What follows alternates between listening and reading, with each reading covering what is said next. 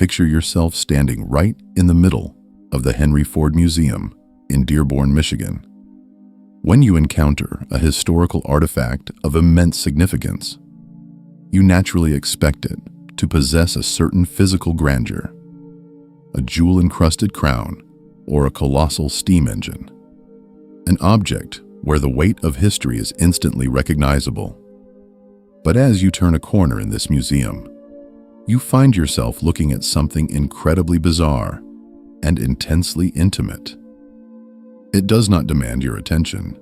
It is merely a simple, clear glass test tube, roughly 6 inches in length and 3/4 of an inch in diameter, sitting quietly in a display case.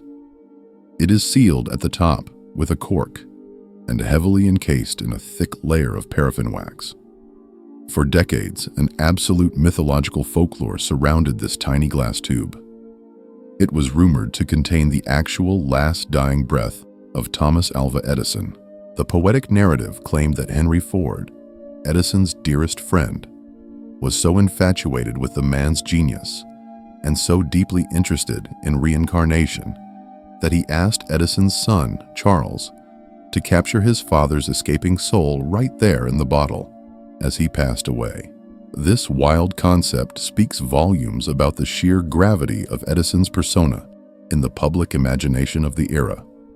People genuinely felt that his unparalleled genius was a tangible, physical substance that could literally be bottled, stoppered, and preserved for eternity. The truth, however, is firmly rooted in earthly reality, and it serves as the perfect foundation for our exploration. A letter from Charles Edison, discovered deep in the archives in the late 1980s, clarified exactly what transpired in that New Jersey bedroom on October 18, 1931. There was no magical soul-catching involved. During Edison's final illness, a simple wooden rack of 8 empty test tubes sat close to his bedside, brought over from his workbench in the chemical room at his massive laboratory complex in West Orange. The man was slipping in and out of a coma on his deathbed, yet he still required the presence of his chemistry lab tools on his nightstand. While the globe remembered him as the master of electricity, his foundational love and lifelong passion was always chemistry. Immediately after Edison passed, Charles simply looked at those open tubes, realized they contained the ambient air of the very room his father had just breathed his last in, and asked the attending physician to seal them permanently with paraffin wax. It was a fiercely pragmatic, clinical preservation of the environment, not magic. Welcome to an exclusive, immersive exploration for our channel, Legendary Lives Unveiled. If you are here because you want the reality and not the folklore, to understand the actual grinding mechanisms of history, then make sure to like, share, and subscribe. Today, we are taking a masterclass in the architecture of innovation, entirely stripping away the mythological wizardry of Thomas Edison to reveal the gritty, fiercely practical, and sometimes deeply flawed reality of the man who effectively engineered the 20th century. Framing Edison as an engineer of systems, rather than a wizard having solitary moments of magic, is essential. A man who amassed an unchallenged record of 1,093 United States patents leaves a staggering legacy, but you are forced to realize that Edison's greatest invention was not a physical object at all. It was not the phonograph that captured sound, nor the motion picture camera that captured time, nor even the practical incandescent light bulb that conquered the night. His crowning achievement was the method of modern invention itself. He industrialized the abstract process of creativity. Before Edison, the paradigm was the lone heroic inventor, toiling away in a dark basement, hoping for a flash of inspiration or to be struck by lightning. Edison dismantled that romantic notion, transforming invention into a systemic, team-based, heavily capitalized corporate enterprise. He proved that if you bring together the right minds, the right tools, and sufficient funding, you can essentially manufacture breakthroughs on a rigid schedule. To understand how a deaf, entirely self-taught Midwestern newsboy grew up to orchestrate the modern era, we must examine the raw materials of his beginning, starting in 1847 in the bustling canal town of Milan, Ohio. Looking at the family tree, there is a deeply potent streak of anti-authoritarianism and rebellion in the bloodline. His father, Samuel Ogden Edison Jr., a Canadian of Dutch descent, was a political firebrand. In 1837, Samuel took a leading role in the Mackenzie Rebellion, taking up arms in a violent uprising against the conservative, oligarchic British colonial government in Upper Canada to fight for democratic reforms. When the rebellion was completely crushed, Samuel had to flee for his life across the frozen St. Clair River into the United States, desperately seeking political asylum. He eventually settled in Milan, Ohio, a major grain shipping port, into which Thomas Alva Edison, the youngest of 7 children, was born.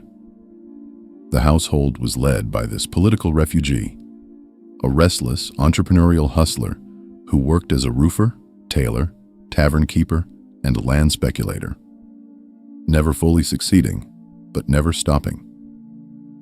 Adding to this mix was his mother, Nancy Matthews Elliott Edison, the daughter of a Revolutionary War hero and a former school teacher. This created a genetic and environmental cocktail of restless hustle and deep intellect. This potent mix proved crucial during young Edison's disastrous collision with the formal education system. The family moved to Port Huron, Michigan, when Edison was 7, where he finally walked into a formal one-room schoolhouse for a grand total of about 12 weeks. The pedagogical style of the 1850s was brutal, based entirely on rote memorization and rigid physical discipline. You sat quietly, recited facts, and did not deviate. Into this rigid environment walked young Thomas, bursting with an insatiable, restless, chaotic curiosity, constantly interrupting the teacher's recitations to demand deeper explanations for natural phenomena. His teacher, Reverend Ingle, reached his absolute breaking point and publicly called the boy addled, essentially diagnosing the 7-year-old child as intellectually deficient, confused, and fundamentally unteachable. The psychological devastation of an authority figure telling a child his brain is broken is immense. But Nancy Edison's furious reaction shifted the timeline of history. She did not accept the diagnosis, marched down to the school, pulled her son out, and decreed she would educate him herself at home. Edison later reflected, "My mother was the making of me. She understood me. She let me follow my bent."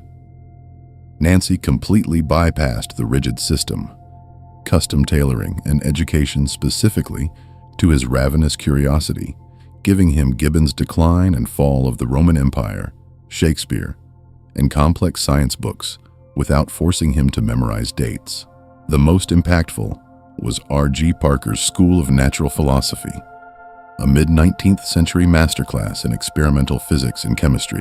The 10-year-old devoured it, physically recreated every experiment detailed within its pages, and built a chaotic, rudimentary laboratory in his basement, hoarding hundreds of bottles of chemicals labeled poison so no one would touch them.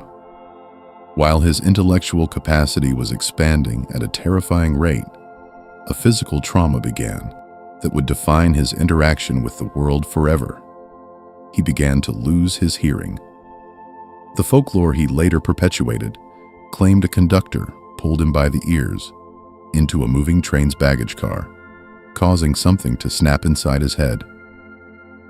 It sounded perfectly fitting for the myth of the rugged inventor, but the medical reality is that the profound deafness resulted from a severe bout of scarlet fever during early childhood, severely compounded by recurring untreated middle ear infections.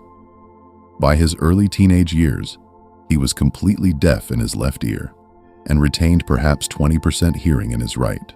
For someone trying to become a communicator, inventor, and businessman in the mid-19th century, losing one's hearing feels like an insurmountable deficit. Yet Edison engaged in a brilliant feat of psychological reframing, essentially weaponizing his limitation and turning a severe physical deficit into a profound operational advantage. He claimed his deafness was a blessing. It naturally filtered out the ambient chaos and noise of the 19th century steam engines and shouting crowds. It eliminated distractions, allowing him to focus his mind with terrifying, unbroken intensity on whatever mechanical or chemical problem was right in front of him, literally turning down the volume on the world so he could hear his own thoughts. This intense focus manifested incredibly early when, by age 13, he secured a job on the Grand Trunk Railroad running between Port Huron and Detroit. He was not a ragged newsboy shouting on a corner. He was a young entrepreneur running a complex multi-tiered logistics operation on a moving steam train, turning a $50 a week profit, which was a substantial middle-class income. He bought fresh produce, butter, and berries in agricultural hubs to sell at a markup in Detroit, and bought Detroit-manufactured candies and magazines to sell to passengers, even hiring other boys to work as his subordinates. Expanding his empire, he convinced the conductors to let him set up a chemistry laboratory in the corner of the baggage car, conducting active chemical analysis while the train chugged along. He then acquired a second-hand printing press, set it up next to the chemicals, and began publishing his own exclusive hyperlocal newspaper, the Grand Trunk Herald, acting as typesetter, press operator, editor, and publisher. He utilized train stops to pull fresh reports directly off the telegraph wires, including sought-after dispatches from the front lines of the American Civil War, selling them to his 500 regular subscribers. But the baggage car empire came to a screeching, violent halt when the train hit a rough patch of track. A stick of highly reactive yellow phosphorus fell to the floor, mixed with spilled water, rapidly oxidized, and spontaneously combusted, setting the car on fire. The rightfully furious conductor extinguished the flames and, at the very next station, physically threw the 15-year-old Edison, his printing press, and his moldering chemicals out onto the platform. His business empire was in ashes, but then came a serendipitous moment. Hanging around the Mount Clemens station platform, Edison saw a toddler, the son of the station agent, James Mackenzie, playing in the dirt directly in the path of a rolling runaway freight car. Edison dashed onto the tracks, yanking the boy to safety with seconds to spare. As a reward, the overwhelmed father offered to teach Edison the highly coveted skill of telegraphy. Yet, this was not just cinematic luck. As Louis Pasteur noted, chance favors only the prepared mind. Edison was not a random kid being handed a random skill. He had already spent years reading the theoretical literature on electricity, possessed a deep theoretical understanding of the underlying physics, and had strung crude homemade telegraph wires between trees. The incident merely provided the practical application, access to professional equipment, and a formal entry point into an industry he was desperately trying to breach. It was a spark hitting a mountain of tinder, launching him into the itinerant telegrapher subculture from 1863 to 1868. The Civil War had catalyzed a massive expansion in the telegraph industry, creating a desperate demand for skilled operators who hopped from cities like Cincinnati to Boston, working the wires wherever the pay was highest. The job was intensely demanding. You had to intimately understand electrical circuits, mechanically repair delicate equipment on the fly, and mix dangerous chemicals for heavy glass batteries. Despite relying entirely on acoustic machines, Edison navigated his severe deafness by utilizing physics. He could feel the specific frequency and physical vibrations of the sharp mechanical clicks through his desk. Excelling as a first-rank, highly sought-after expert press wire receiver. He transcribed lengthy dispatches at incredibly high speeds in rapid copperplate handwriting. But true to his nature, he tinkered. In Louisville, Kentucky, he requested the undesirable night shift, specifically for the quiet hours to read scientific journals and run unauthorized experiments. In 1867, attempting to extract sulfuric acid from a massive lead-acid battery, he miscalculated and knocked the heavy glass carboy over. The highly corrosive acid ate directly through the floorboards, dripping onto his manager's desk below, ruining the desk and company ledgers. He was fired the very next morning. Constantly wandering, he absorbed data and made his way to Boston in 1868, the undisputed hub of American science and precision machinists. There, he committed to inventing full-time and designed his very first patented invention, the electrographic vote recorder. Built for elected bodies like the United States Congress, it was a flawless engineering marvel, using electrical circuits to instantly tally yes or no votes on chemically treated paper instead of a slow verbal roll call.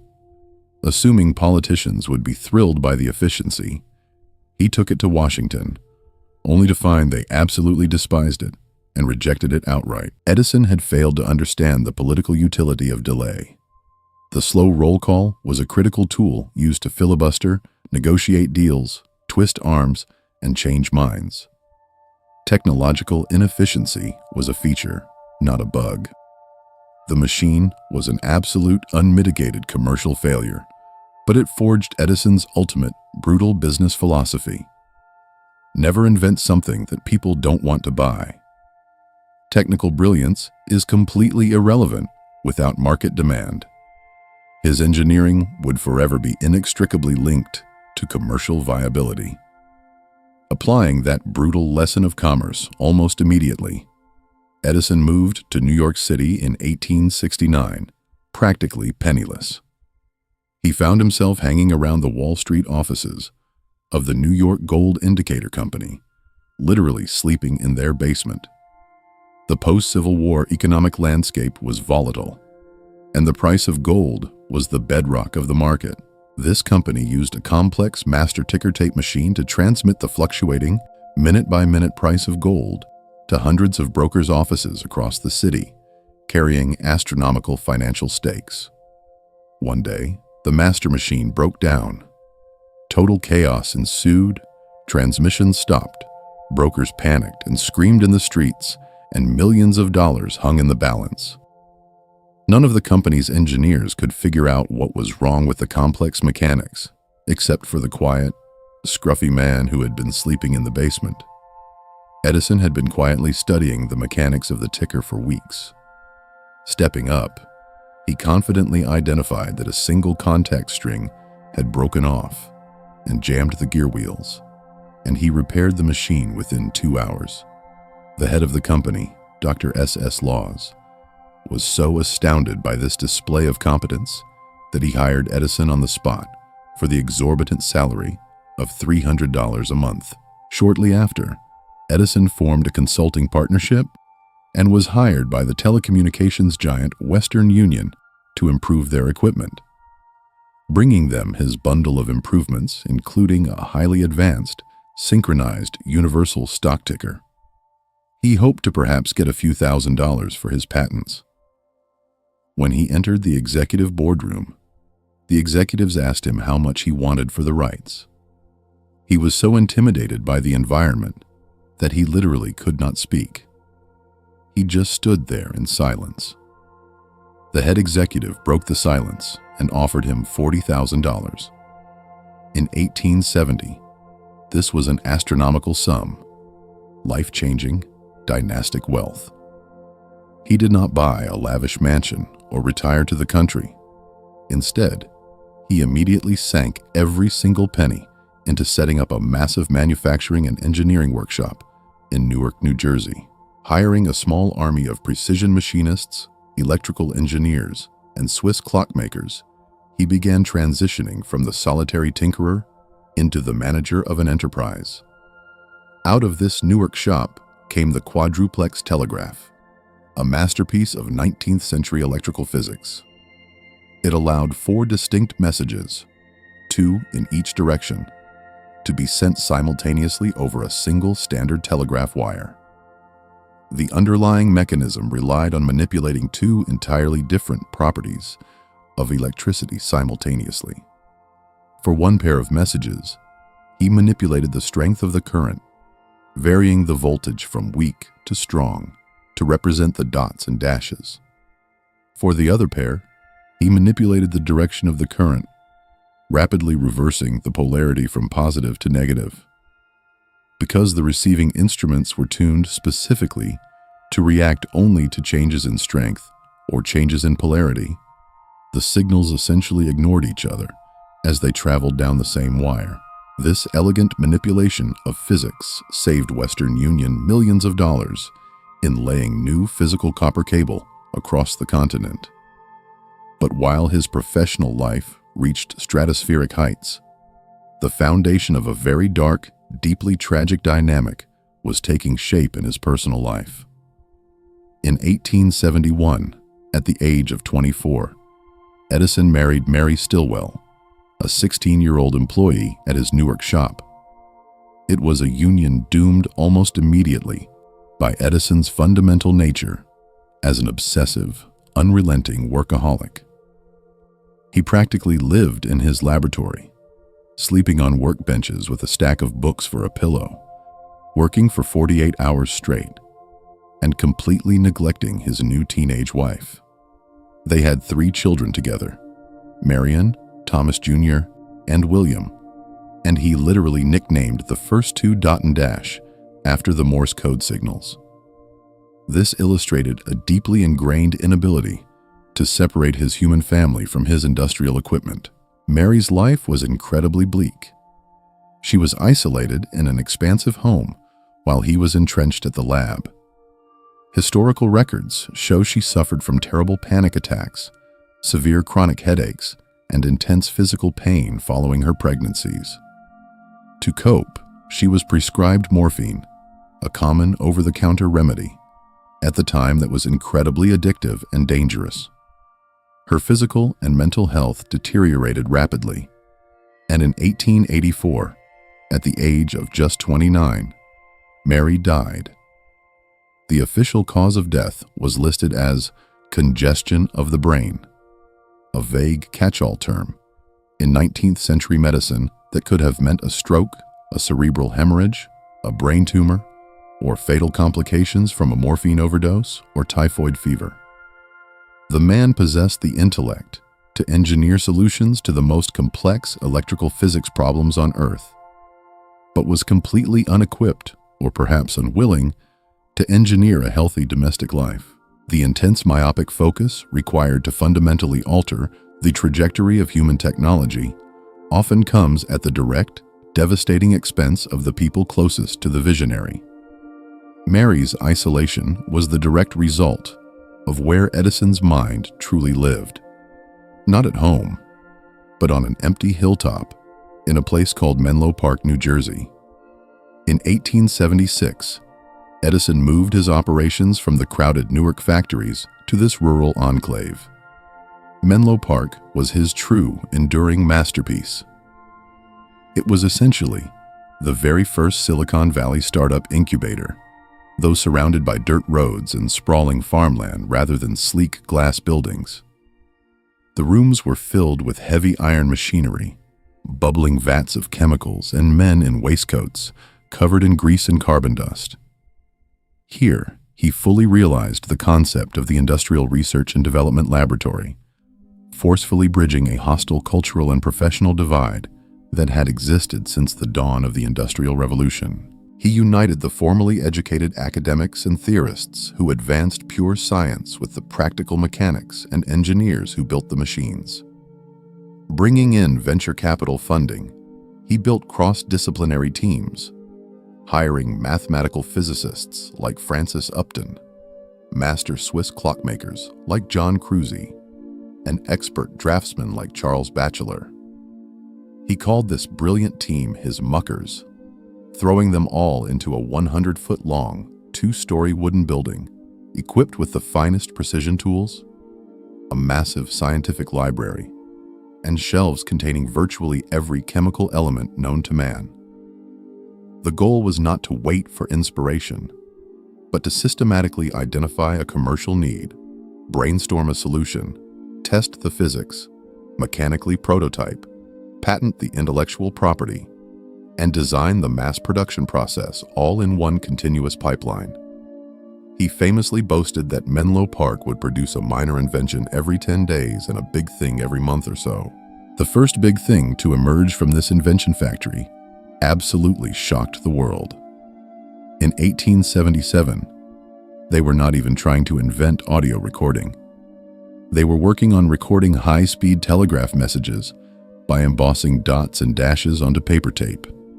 Edison noticed that when the indented tape ran quickly under a metal stylus, it produced a humming sound.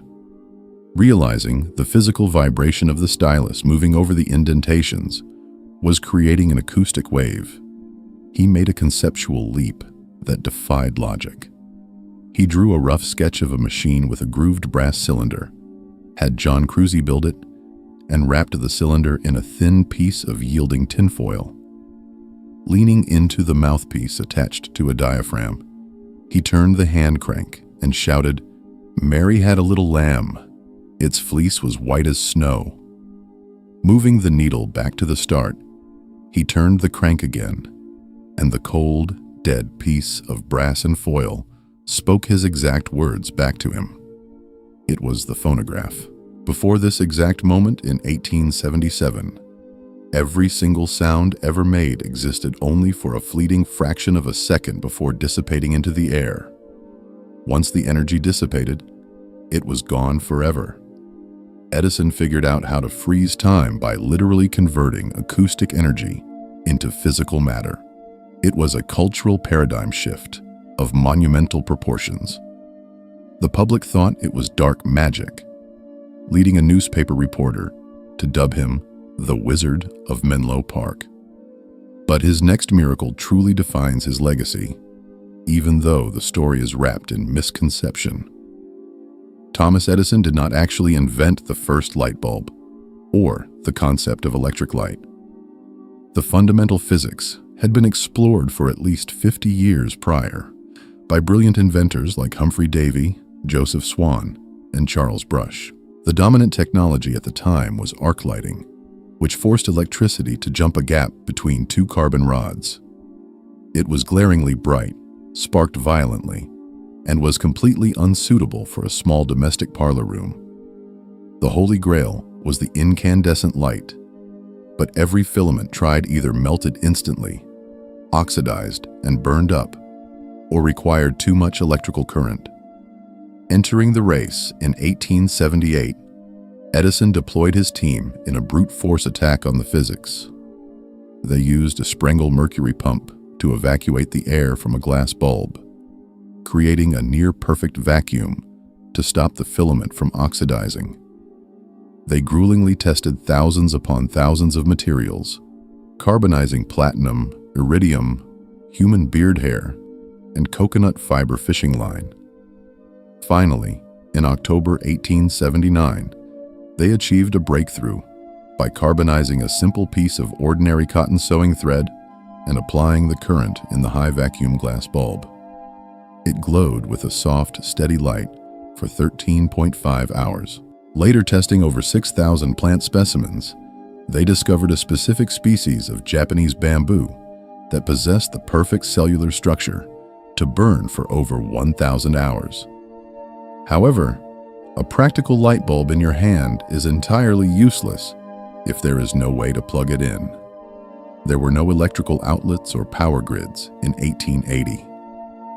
Edison had to invent the entire underlying system of electric lighting from scratch. His team designed massive constant voltage dynamos, parallel circuits so that one burned-out bulb wouldn't plunge a house into darkness, underground moisture-resistant copper wiring, junction boxes, safety fuses, meters, and the simple threaded screw socket base we still use today. In September 1882, he opened the Pearl Street Power Station in Lower Manhattan, throwing the switch to light up a 1-square-mile grid containing Wall Street offices and the New York Times building with steady, safe, incandescent light. It was a staggering achievement of systems engineering. He conjured an entire utility industry out of nothing. Yet, an inventor's greatest, most hard-won triumph can seamlessly transform into their greatest blind spot as the innovator becomes the incumbent. This led directly to the darkest, ethically bankrupt chapter of his life, the War of the Currents. Edison had built his empire on direct current, DC, where electricity flows in one steady direction at a low voltage, and crucially, he held all the foundational patents for it. But DC had a fatal, inescapable flaw rooted in physics. As the current travels, natural resistance in the copper wire turns electrical energy into heat, causing massive voltage drops over distances. A station could only push usable power a mile or two. Enter George Westinghouse and Nikola Tesla, who proposed an alternative, vastly superior system: alternating current, AC. In an AC system, current rapidly reverses direction back and forth, allowing the use of transformers to step the voltage up to incredibly high levels for long-distance transmission across hundreds of miles, with very little energy lost to heat, and then step it back down to safe levels at the customer's home. It was clearly the superior technology for a national grid. But Edison, trapped by the sunk cost fallacy, had millions of dollars in capital, years of his life, his patent royalties, and the vast fortunes of Wall Street investors like J.P. Morgan, all anchored to direct current. Admitting AC was the future meant tearing down his own empire. Transforming overnight into a defensive, entrenched monopolist, Edison launched a massive, well-funded propaganda war of psychological warfare designed to convince the public that alternating current was a deadly menace that would kill their families. He arranged public theatrical demonstrations where his associates gathered stray dogs, cats, and cattle from the streets and publicly electrocuted them, using Westinghouse's alternating current to permanently associate AC with sudden violent death. They secretly funded the creation of the first electric chair for the state of New York, explicitly ensuring it used an AC generator, lobbying the press to brand execution by electricity as being Westinghoused. The macabre peak occurred in 1903, when Edison's company provided 6,600 volts of alternating current to execute Topsy, an abused elephant, at Luna Park in Coney Island, coldly filming the horrific event as propaganda. His desperate need to win completely overshadowed his rationality and basic humanity. In the end, physics dictates reality. The world adopted alternating current. His financial backers, led by J.P. Morgan, forced a merger with an AC rival, dropping his name entirely to form General Electric, leaving Edison marginalized from the very industry he had created. But how does a broken titan rise from the ashes of his own obsolete empire? But Edison was not the kind of man to retreat into quiet retirement. He needed systemic control, both personally and professionally, and he engaged in a total reinvention. In 1885, while vacationing in New England, the 39-year-old Edison met Mina Miller. She was 19, the sophisticated, highly educated daughter of a wealthy inventor and industrialist from Ohio. The way he orchestrated his proposal to her was quintessentially Edison. He had taught her Morse code specifically so they could communicate secretly while sitting in the parlor surrounded by her family. One day, he simply tapped the proposal directly into the palm of her hand using his fingers, and she tapped back, yes. They married in 1886, and Mina was an entirely different force than his tragic first wife, Mary. Mina did not languish in isolation. She stepped in and took absolute, disciplined control of their massive new estate, Glenmont, located in the elite-guarded enclave of Llewellyn Park, New Jersey. Actively and proudly referring to herself as the home executive, she recognized the chaotic nature of his business dealings and shielded the family from it. In 1891, Edison actually sold the entire Glenmont estate to Mina for a nominal sum, putting the deed in her name specifically to protect the family from losing their home to creditors. In the highly likely event that his massive industrial gambles ended in catastrophic bankruptcy, she successfully managed the complex finances, oversaw the large staff of servants, and hosted international dignitaries, ranging from Helen Keller to the King of Siam. With Mina, Edison had a second family, 3 children, Madeline, Charles, and Theodore. The profound impact of their disciplined, highly resourced environment stands in stark, heartbreaking contrast to the chaotic neglect experienced by the children of his first marriage. From the second marriage, Charles attended MIT, eventually became the president of Thomas A. Edison Industries, served as the Secretary of the Navy under Franklin D. Roosevelt, and was elected governor of New Jersey. Theodore also attended MIT, became a brilliant physicist and mathematician who secured over 80 patents and evolved into a staunch early environmentalist. Meanwhile, the children from his first marriage struggled deeply in the shadow of their father. Thomas Jr., the boy nicknamed Dash, attempted to become an inventor, failed repeatedly, struggled heavily with alcoholism, and eventually descended to selling the rights to the famous Edison name to advertise dubious quack snake oil medicines and fraudulent gadgets. It became such a massive public relations nightmare that Thomas Edison Sr. actually had to take his own son to federal court to legally enjoin him from using the family name for fraud. Thomas Jr. eventually had to change his name to Thomas Willard and attempted to start a mushroom farm, which also failed. While his family evolved under Mina's strict management, his business empire expanded beyond human comprehension. He built a new research and manufacturing facility in West Orange, New Jersey, an industrial empire that made the legendary Menlo Park look like a backyard garden shed. When it opened in 1887, it was the largest, best-equipped private industrial research facility on the planet.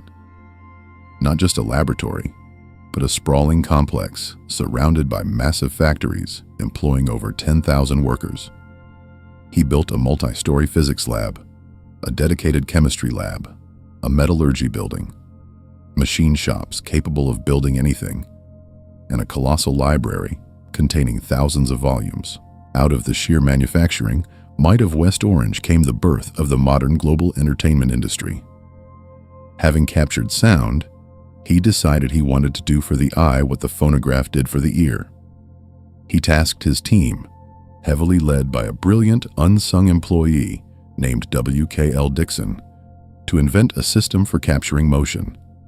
They developed the kinetograph, the first successful motion picture camera, and the kinetoscope, a peephole viewer.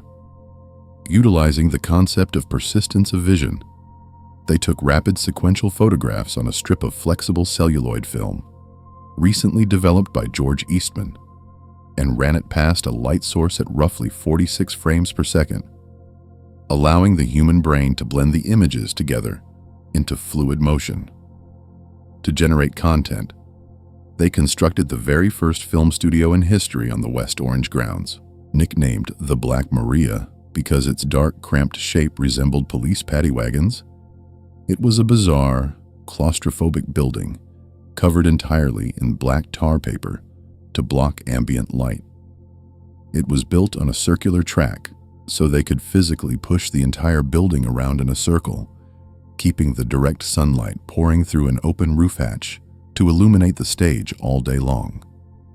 They filmed absolutely everything to feed the Nickelodeons: dancers, boxers, Annie Oakley shooting glass balls, and even Fred Ott, one of Edison's mechanics, sneezing. True to his established form, once Edison established the foundational technology of cinema, he immediately attempted to violently monopolize it. He orchestrated the formation of the Motion Picture Patents Company, widely known as the Edison Trust. He attempted to control every single aspect of the burgeoning film industry by aggressively hoarding the patents on cameras, raw film stock, and projectors. If you wanted to make a movie, you had to pay Edison. He employed private detectives and thugs to physically shut down independent filmmakers operating on the East Coast, confiscating their equipment. This ruthless enforcement inadvertently provided a fascinating geopolitical shift in American culture. It is the exact reason why frustrated independent filmmakers fled as far west as the continent would allow to a sunny, quiet little village in Southern California called Hollywood. They moved there specifically because the Ninth Circuit Court of Appeals was known for being hostile to patent claims, placing them far enough away to escape Edison's enforcers. He inadvertently birthed Hollywood by driving his most creative competitors across the country. His later ventures were bizarrely diverse, highlighting an unyielding stamina. Deciding to revolutionize the mining industry, he sank millions of his own dollars and an entire decade into building a massive, terrifyingly loud, magnetic iron ore separation plant in the rugged mountains of New Jersey. He planned to crush mountains of low-grade rock and use giant electromagnets to pull the iron dust out. It became a spectacular, financially devastating failure when massive deposits of cheap, high-grade iron ore were discovered in the Mesabi Range in Minnesota, rendering his process economically obsolete overnight. Yet, his astounding resilience drove him to take the massive rock-crushing machinery invented for the failed mine, pivot the entire operation, and start the Edison Portland Cement Company. Dreaming on a colossal scale, he envisioned pouring entire mass-produced, solid concrete houses in a single day, and ultimately provided the concrete for the construction of the original Yankee Stadium. Simultaneously, he spent 10 grueling years and performed over 50,000 documented experiments trying to develop a lighter, more reliable, acid-free storage battery for early electric cars. Standard lead-acid batteries were heavy and prone to leaking corrosive acid, but Edison perfected the nickel-iron alkaline battery, utilizing an alkaline electrolyte, potassium hydroxide, which was far more durable and didn't degrade the internal plates. While gasoline-powered combustion engine cars ultimately won the consumer market, his rugged alkaline battery became wildly successful for heavy industrial uses, powering railway signals, submarine backups, and miners' lamps, actually becoming the single most profitable product of his entire later life. As he aged into his 60s and 70s, he transitioned from a famous inventor into an absolute, universally recognized cultural icon and living legend.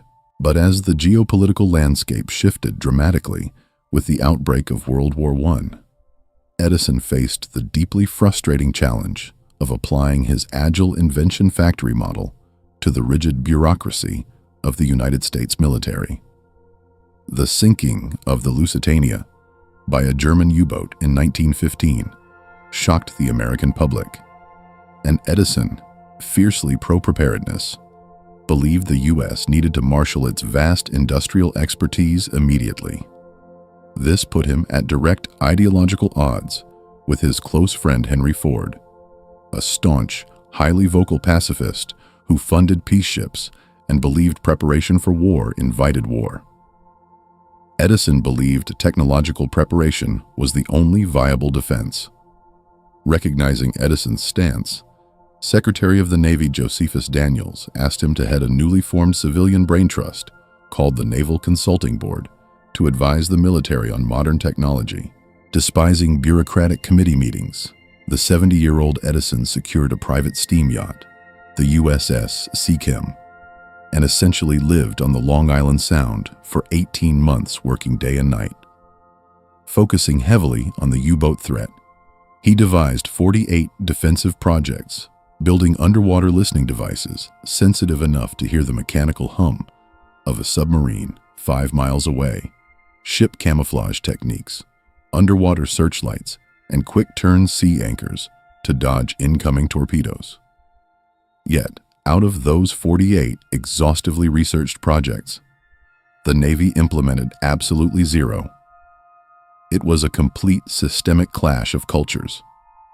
Edison mastered rapid prototyping, expecting a physical prototype by Friday if he had an idea on Tuesday, while the military required endless reviews, layers of committee approvals, and adherence to tradition.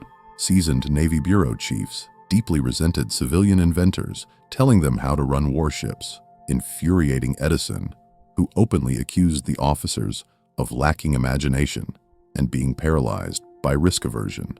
However, Edison realized ad hoc consulting wasn't enough.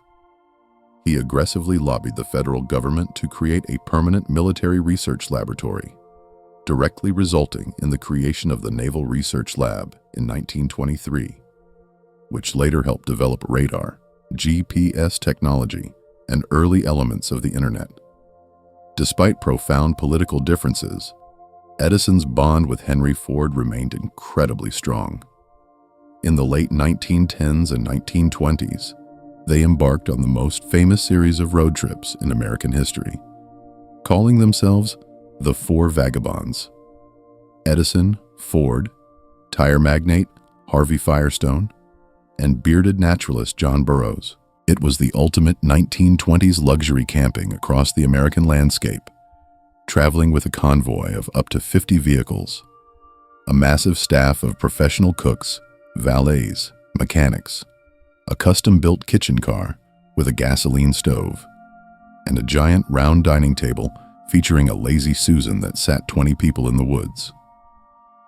Edison rigged mobile electric generators to the car engines to string bright incandescent lights through the trees, banishing the dark even in the wilderness. It was a massive media spectacle, joined by sitting President Warren G. Harding in 1921. As an urbanizing public, loved seeing these titans chopping wood and wading in streams. But these trips mixed leisure with massive long-term industrial strategy, discussing the vulnerabilities of the American supply chain around the campfire. Firestone and Ford brought an existential problem to Edison. Millions of Model Ts were rolling off assembly lines, but natural rubber came almost entirely from overseas plantations controlled by European colonial cartels in Malaya and Ceylon. If a global war cut off shipping lanes, the American industrial machine would grind to a halt within months. Pooling their resources, they formed the Edison Botanic Research Corporation in Fort Myers, Florida, right next to Edison's winter estate. Pushing 80 years old, Edison attacked this biological problem as a chemical engineering problem, exhaustively collecting and systematically testing over 17,000 different plant samples.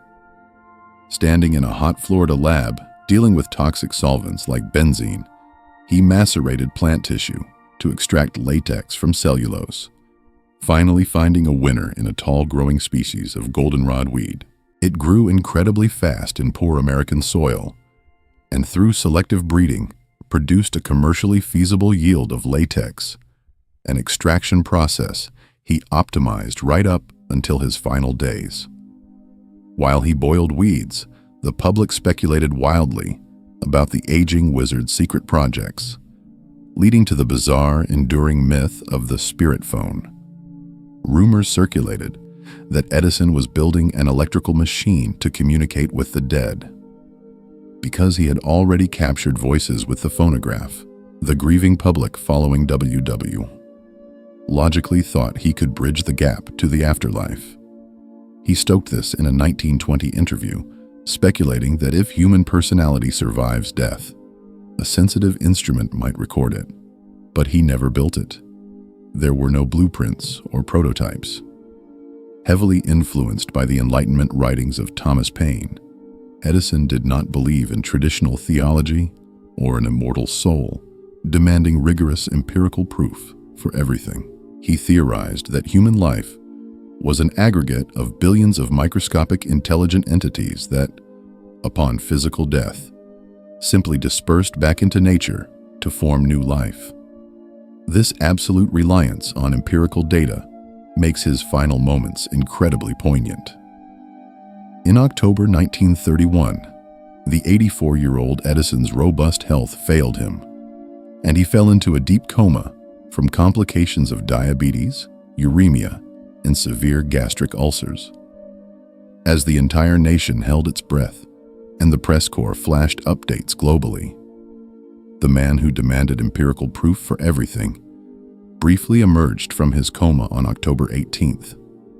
He opened his eyes, looked upward toward the bedroom window, and whispered his final words to his wife, Mina. "It is very beautiful over there." For a man championing hard science, those final poetic words carry an incredible weight, leaving a lingering mystery at the end of a life defined by providing concrete answers. And shortly after he passed away, Charles Edison asked Dr. Howe to seal the open chemistry tubes from the nightstand with paraffin wax, capturing not an ethereal soul, but the physical environment of a master chemist, gifting one to Henry Ford. President Herbert Hoover considered asking the nation to shut off its power grid, but realizing the danger, asked the nation to dim its lights instead. Millions stood in darkness, realizing for a brief moment what the world was like before the tireless worker of Menlo Park changed it. His death symbolizing the end of the age of the heroic individual inventor. We have stripped away the folklore to see the fiercely driven, deeply flawed organizer of human potential who taught the world not just what to invent, but how to invent systematically. Yet he leaves us with an enduring paradox. The very corporate pipelines of innovation he built eventually outgrew him. What happens to a visionary when the systems they build become vastly larger and more powerful than their own imagination?